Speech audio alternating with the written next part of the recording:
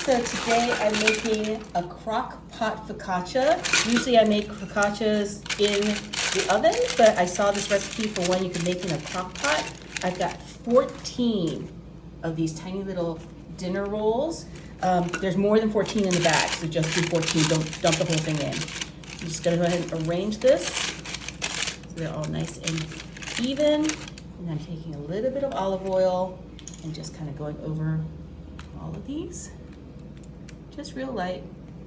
And then we're gonna put the lid on this and let this proof on warm for about an hour to an hour and a half. Once it's proofed, it's been about an hour, hour and a half, we're gonna get a little bit of extra olive oil. I know we put some in the beginning, but all that bread's absorbed it, so just a healthy amount of olive oil. Take your fingers, just go in. Don't worry, this was proofed, so you won't burn your fingers. Like I literally just unplugged this. Take a close look, you can actually see some of them actually even have air bubbles ready to go. Perfect. I'm gonna take some chopped garlic. Don't use the minced. The chopped I think is better because you get bigger chunks. Just kind of drop as much as you want. This is, you know, it's garlic. Measure with your heart. Just a little bit more. I like a garlicky focaccia. Then we're taking some rosemary. Actually using fresh herbs today.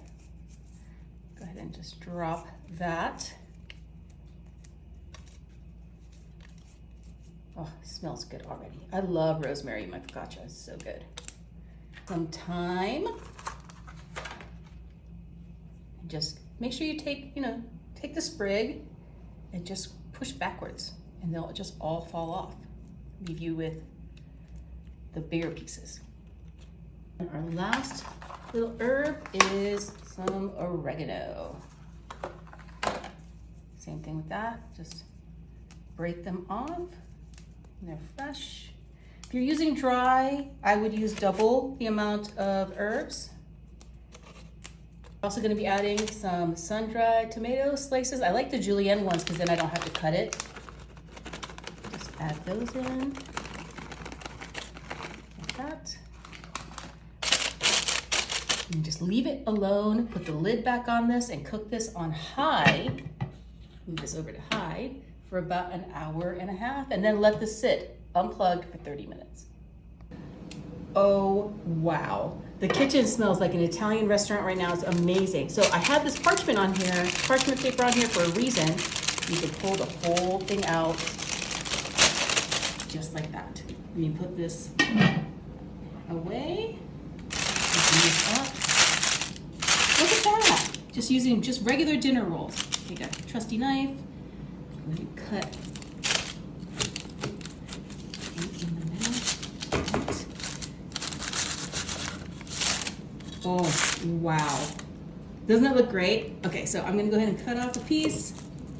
This fluffy focaccia. Ooh, super warm, right onto a plate. Let me cut some more. And look, doesn't it look like the bread course at a fancy Italian restaurant, right? Okay, try not to burn my mouth.